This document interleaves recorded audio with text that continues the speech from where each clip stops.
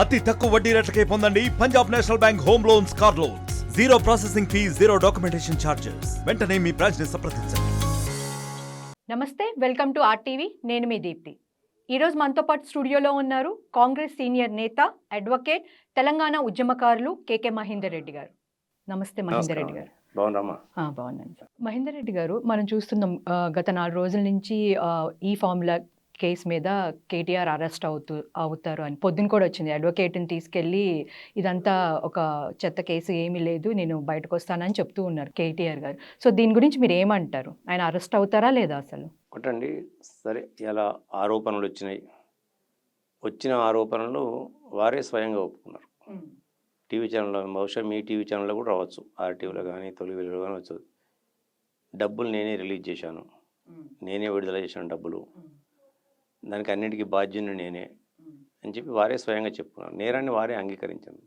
ఇలా వాస్తవం చెప్పానంటే విచారణ అవసరం లేదు. ఇంకా ఒక వ్యక్తి ఎవరైతే మంత్రిగా ఆ రోజు అధికారంలో ఉన్నారో ఆ వ్యక్తే నేనే విడుదల చేశాను, వీటన్నింటికి బాధ్యుని నేనే, ఒకవేళ తప్పు తేలినట్టయితే నేను జైలుకు వెళ్తా, కడిగిన ముత్యంలా వస్తా, ఆని ముత్యం అవుతా, నేను స్వాతి ముత్యం అవుతా అక్కడ. ఎందుకంటే నేను యోగా చేసుకుంటా, ధ్యానం చేసుకుంటా, మళ్ళీ ఫిట్ అయిపోయి ఒక మనిషిని మంచిగా ఫిట్ అయిపోయి స్మార్ట్గా బయటకు వచ్చేసి ఇలా మళ్ళీ నేను పాదయాత్ర చేస్తా, నేను ముఖ్యమంత్రిని అవుతా అన్న వ్యక్తి ఇవాళ మళ్ళీ ఇదొక లపూటు కేసు, ఇంకోనేమో తుపేలు కేసు, ఇంకోలేమో టుమ్రే కేసు, ఇది ఇంకోలేమో ఇంకో కేసు, తబలా కేసు అని అనేకమైన పదాలు వాడుతున్నట్టే వాళ్ళలో ఒక భయం అనేది ఉన్నది. ఎందుకంటే కేటీఆర్కి తెలుసు, అంటే ఆయన ఒక A1గా ఉన్నారు ఈ కేసులో. A11గా ఉన్న మొన్న అల్లు అర్జున్ అయితే ఇమీడియట్గా అరెస్ట్ చేశారు, కానీ కేటీఆర్ని ఇంతవరకు ఎందుకు అరెస్ట్ చేయలేదంటారు? ఇప్పుడు అక్కడనేమో ప్రత్యక్షంగా జరిగిన సంఘటన, ఇందులో నిరూపించబడాలి. ఇవన్నీ రాజకీయ కోణం ఉంటుంది. రాజకీయం ఉన్నప్పుడు అనేక మంది ఏం లేకముందే పిల్ల పుట్టకముందే కుల్ల పుట్టి పెట్టినట్టు ఇలా రాజకీయ కక్ష అది ఇదని మాట్లాడుతుంటారు. ఇలా ఎవరో మాట్లాడతారు, ఆయనకైనా మాట్లాడుకుంటారు, బావ మాడుతురు, చెల్లి అక్క నాయన తప్ప ఇంకెవరు మాట్లాడేవాళ్ళు ఎవరు లేరు. వాళ్ళు సకుచమర్దనం, పరస్పర డబ్బా తప్ప ఇంకోటి లేదు అక్కడ. వాళ్ళు మాట్లాడుతున్న దానిలో ఏంటంటే వాళ్ళలో అనేకమైన ఒక మేకపోతు గాంభీర్యం ఉంది. ఎందుకంటే కేటీఆర్ గారే స్వయంగా అనేక మీడియా సంస్థల మీద ఒప్పుకున్నాడు, ఇది నేనే చేసిన, ఇది నా వల్లనే జరిగింది, దీనికి నేనే బాధ్యత వహిస్తా, ఇలా నేను డబ్బులు రిలీజ్ చేసింది వాస్తవం, ఇలా ఎలక్షన్ కోడ్ ఉన్నది వాస్తవం, అప్పుడు ఆర్బీఐ యొక్క గైడ్లైన్స్ ప్రకారం కాకుండా వాటి నుంచి పర్మిషన్ లేకుండా తీసుకుపోయింది వాస్తవం, ఫెరాఫెమా రూల్స్ను ఇలా అధిగమించి మేము నెగ్లెక్ట్ చేసింది వాస్తవం అనేది అన్నీ ఆయనే చెప్పిండి. అలా చెప్పిన తర్వాత ఒక రాజకీయ నాయకుడు, ఆయన రాజకీయ నాయకుడుగా రాజకీయ పార్టీని, ఒక పార్టీని తను లైవ్లో పెట్టుకోవాలనుకుంటే ఇంకొక రాజకీయ పార్టీ పైన బురద చల్లాలి ఇవాళ. కాబట్టి అటువంటి ఒక చిల్లర రాజకీయ దూరింతం చేస్తున్న విమర్శలే తప్ప ఇంకోటి నిజంగానే ఆయనే సచ్చీలుడు అయితే, ఇది ఒక తుపేలు కేసు అయినట్టయితే, ఒక లపూట్ కేసు అయినట్టయితే ఇవన్నీ ఇంత భయపడాల్సిన అవసరం లేదు. ఇవాళ ఆయన ఒక అజ్ఞాని కాదు, ఆయన విజ్ఞాని, ఆయన చదువుకున్న వ్యక్తి, సంస్కారం ఉందని నేను అనుకుంటున్నా, కానీ లేదని మొన్న అర్థమైంది నాకు. ఆయనకు సంస్కారం లేదు.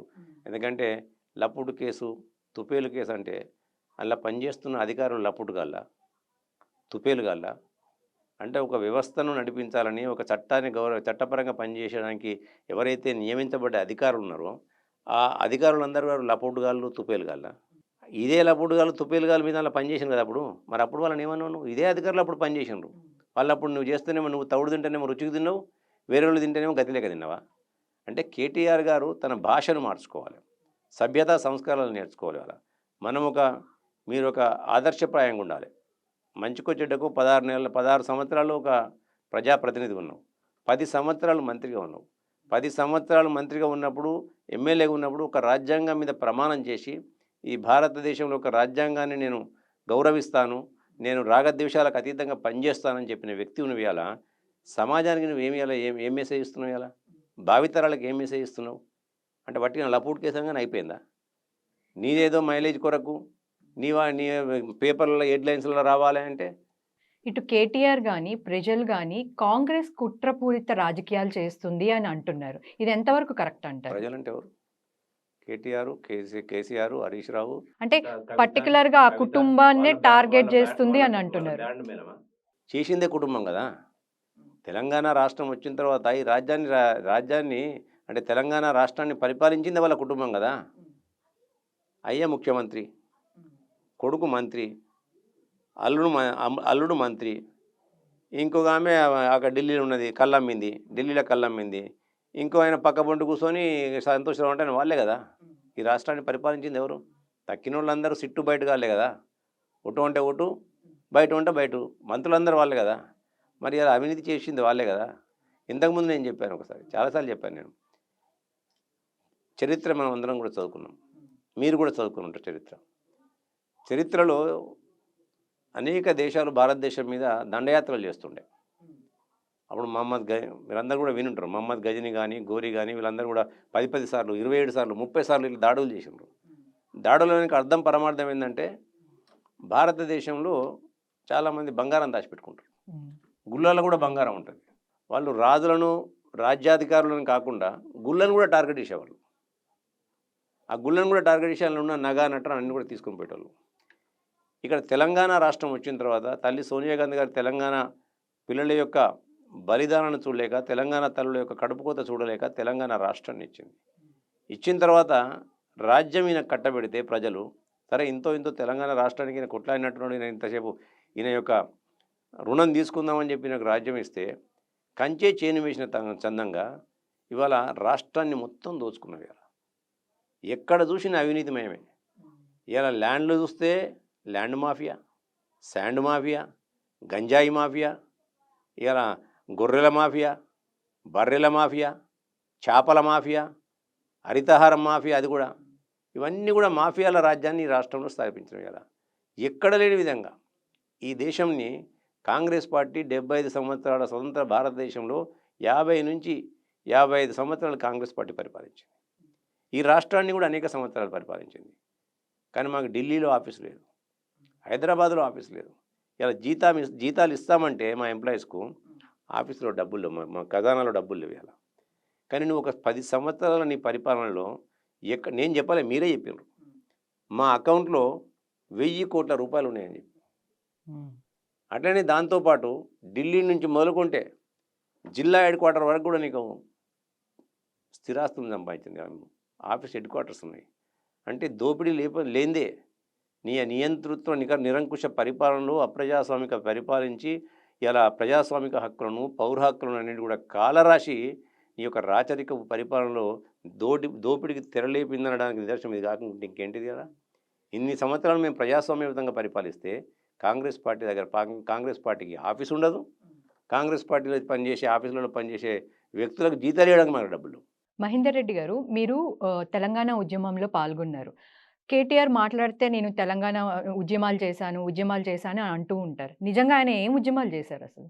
ఇప్పుడు ఆయన తండ్రి చాటు బిడ్డ, గాలి మోటార్లకి దిగినోడు, గాలి మాటలకి చెప్తారు తప్ప వాడికి ఉద్యమాలు చేసినోడైతే వీడికి భయపడు. ఇలా ఉద్యమాలు చేసినోడు ఉద్యమ చరిత్రలో అన్ని ఇలా గుండెను ముందుకు పెట్టి పోవాలి. ఉద్యమాలు చేసేటోడు ఇవాళ ఈ కేసులు పడగానే ఎంత భయపడతాడు. ఇలా పోలీస్ అధికారులను మాట్లాడుతాడు, ఏసీబీని మాట్లాడుతాడు, ప్రభుత్వంలో ఉన్న పెద్దల మీద ఇలా ఏం మాట్లాడుతాడో ఆయనకే తెలియదు. ఇలా మొన్న పేర సంవత్సరం డిసెంబర్ నెలలో ప్రజలకు తీర్పు ఇచ్చారు. ఇక్కడ ఒక విలక్షణమైన తీర్పునిచ్చారు. తెలంగాణ తల్లి సోనియా గాంధీ గారి యొక్క రుణం తీర్చుకోవాలని చెప్పి, మా బతుకులన్నీ కూడా తెలంగాణ రాష్ట్రం వచ్చిన తర్వాత పీనెం మీదకి పొయ్యిలో పడ్డాయని చెప్పి గ్రహించుండ్రు వాళ్ళు. ఇలా కాబట్టే ఈ తెలంగాణ రాష్ట్రంలో స్వేచ్ఛ స్వతంత్రాలను ఇచ్చే పార్టీ ప్రజలకు ఇవాళ కాంగ్రెస్ పార్టీ అని చెప్పి నమ్మి రేవంత్ రెడ్డి గారి ఆధ్వర్యంలో ఈ రాష్ట్రంలో కాంగ్రెస్ పార్టీని అధికారంలో తీసుకొచ్చిన తర్వాత 6 గ్యారంటీలను ఒక్కొక్క దాన్ని మేము అమలు చేసుకుంటూ వస్తున్నప్పుడు ఇలా వాళ్ళు ఆ రోజు ఇచ్చిన తీర్పుకు ఇలా దిమ్మ తిరిగి బొమ్మ వెళ్ళిపోయింది. వాళ్ళు ఆ స్థితిలో వాళ్ళు మతి కోల్పోయారు. మతి స్థిమితం కోల్పోయి బావాబామడుగులు ఇలా ఒకరి మించి ఒకరు పోటీ పడి ఇస్తారు. ఎందుకంటే ఈ మాట మాట్లాడితే వాళ్ళ ఆయన్నేమో ఇదో లొటపీస్ కేసు అన్నాడు. ఆయన ఎవరో కేటీఆర్ లొటపీస్ ఎవరైతే ఇలా విచారణ మీద ఉన్నాడో ఆ లొటపీసు ఇలా ఇదో లొటపీస్ కేసు అన్నాడు. వాళ్ళ బావ ఆయన 6 అడుగులు ఉంటాడు కానీ ఆయన బుర్ర ఎక్కడ ఉందో నాకు తెలియదు కదా మాకు. ఆయన ఏమో లపూట్ కేసు అట. అంటే ఒకళ్ళ మించి ఒకళ్ళు పేపర్లలో ఉండాలి అంతే. వాళ్ళు ఆయన లొటపీస్ అంటే అనేది చాలాసార్లు టీవీలో లేచిండ్రు. నేను అందుకని లపూట్ కేసు అంట. ఇంకోటి వచ్చి నేను తబలా కేసు అంట. ఇంకోడేమో మన తుపేలు కేసు అంట. అంటే భాష ఇప్పుడు ఇవన్నీ ప్రజలకు ఎవరికి తెలియదు ఈ భాష ఏంటో.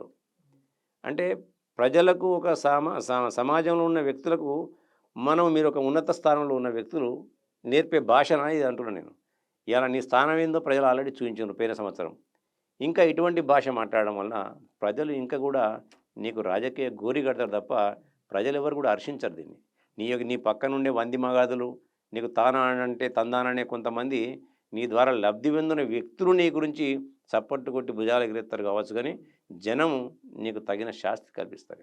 10 ఏళ్ళు బీఆర్ఎస్ ప్రభుత్వ పాలన చూశారు. ఇప్పుడు కాంగ్రెస్ ప్రభుత్వ పాలన చూస్తున్నారు. మీకేమనిపిస్తుంది? మీరు కూడా చూస్తాను కదా, ఆ రోజు మీ కెమెరాలు ముందుకు పోయినాయి ఎక్కడికన్నా?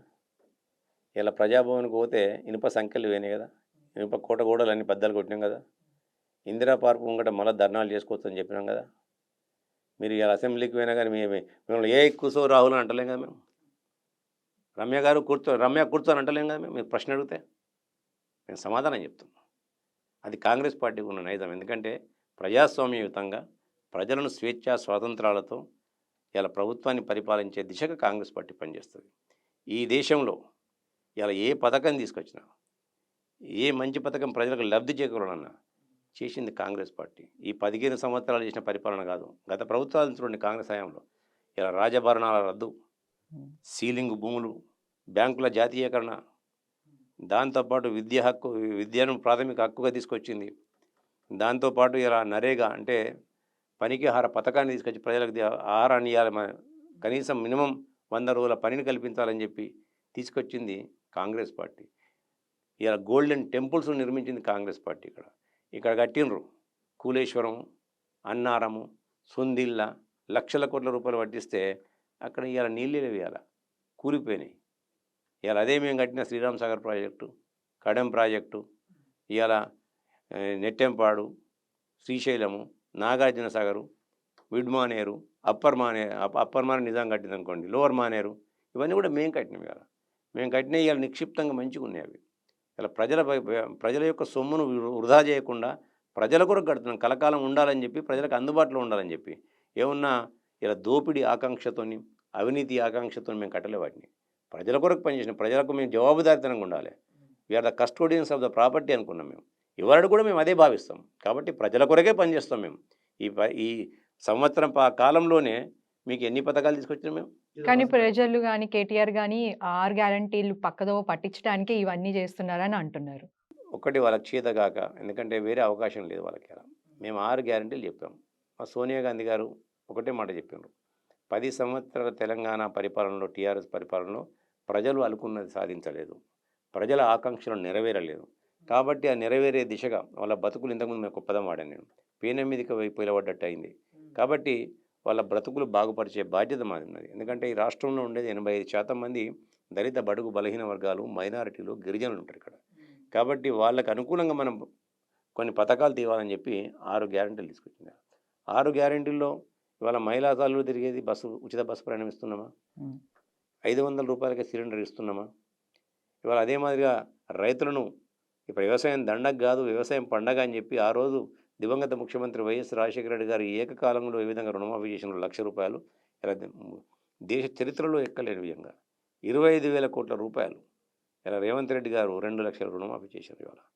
అంతేకాకుండా ఆరోగ్యశ్రీని 10 లక్షలకు పెంచినామా? అదే కాకుండా మహిళా సంఘాలకు వడ్డీ లేని రుణాన్ని 10 లక్షలకు పెంచినాం. ఇట్లా ఇవాళ రేపటి నుండి 26వ తారీఖు నుండి మేము ఇందిరమ్మ ఇల్లు ఇవ్వబోతున్నాం. ఆయన డబుల్ బెడ్రూమ్లు ఇస్తామని చెప్పి డబ్బా కొట్టిండు. ఏవులో నన్ను డబుల్ బెడ్రూమ్ ఉందా? అనేక సందర్భాల్లో మా గౌరవ ముఖ్యమంత్రి అప్పుడు పిసిసి ప్రెసిడెంట్ గారు ఒక మాట అన్నారు, మీరు డబుల్ బెడ్రూమ్ ఇల్లు ఎక్కడ చూపించినాక నేను ఉంటాడుగా, అదే ఇందిరమ్మ ఇల్లు ఉన్న చోట మీరు అడగద్దు అని చెప్పాడు. ఆ ధైర్యం వాళ్ళు ఆ రోజు చేసిన వాళ్ళు. అంటే ఆ రోజు వాళ్ళు కట్టలే, ఓన్లీ నీటి మూటలే, వాళ్ళ మాటలన్నీ కూడా నీటి మూటలే. ఇవాళ మేము చెప్పినాం, ఇందిరమ్మ ఇండ్లు శాచ్యురేషన్ లెవెల్ ఇస్తాం. ఒక సంవత్సరం లేకపోవచ్చు, ఎందుకంటే మాకున్న ఆర్థిక పరిస్థితులలో ఈ రాష్ట్రాన్ని 7 లక్షల కోట్ల అప్పుల ఊబిలో నెట్టిపోయినావు. కాబట్టి దాంతోపాటు ఒక 40,000 కోట్ల రూపాయల బిల్లులన్నీ కూడా పెండింగ్లో పెట్టిపోయినావు. కాబట్టి అంటే ఇంచుమించు 7.5-8 లక్షల కోట్ల అప్పులో నెట్టిపోయినావు ఇలా. అయినప్పటికీ కూడా మేము ప్రతి ఒక్క హామీ నెరవేర్చే దిశగా పనిచేస్తున్నాం. మేము ఆ నెరవేరుస్తుంటే ఇలా ఓర్వలేక మళ్ళీ మా యొక్క అడ్రస్ ఎక్కడ గల్లంతవుతుందో, మేము ఎక్కడ భూస్థాపితమవుతామో అని చెప్పి చిల్లర రాజకీయాలు. ఇప్పుడు చిల్లర ఇక మాట్లాడితే బాగుండదు, కానీ చిల్లరగాలే వాళ్ళు. చిల్లర రాజకీయాలు తప్ప ఇంకోటి రాదు వాళ్ళకి ఇవాళ. ఎందుకంటే కుటుంబం పరిపాలించింది. ఆ కుటుంబంలో ఉన్న వందిమాగదులతోనే వాళ్ళు రాజ్యాన్ని పరిపాలించారు. అవినీతిమయంగా దోపిడీ జయంగా పనిచేసినారు ఈ 9.5 సంవత్సరాలు. ఆ దోపిడీకి ఇలా అడ్డుకట్టబడ్డది. ప్రజలు దానికి సమాధి కట్టినరు. ప్రజలు సమాధి కట్టినాక ఆ దోపిడీకి అడ్డుకట్టబడేసరికి ఇలా వాళ్ళకు పిచ్చి లేచి ఎటు పాలుపోక ఆ అవినీతిని ఆయన్నే ఒప్పుకున్నాడు. ఇలా అధికారంతో పాటు ఆయనకు అహంకారం వచ్చింది.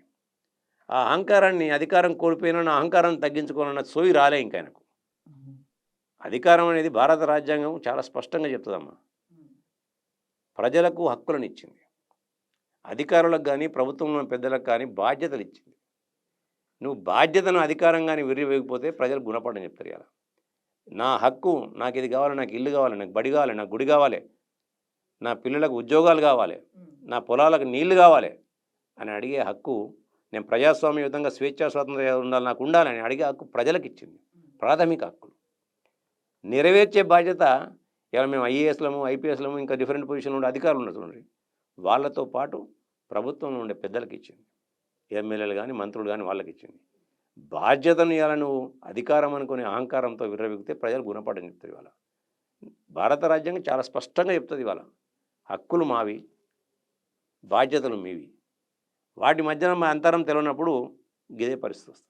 Thank you sir. Thank you. మరిన్ని వీడియోస్ కోసం ఛానల్ ని సబ్స్క్రైబ్ చేయండి. లేటెస్ట్ అప్డేట్స్ కోసం వాట్సాప్ ఛానల్ ని ఫాలో అవ్వండి. అండ్ లింక్ డిస్క్రిప్షన్ లో ఉంది.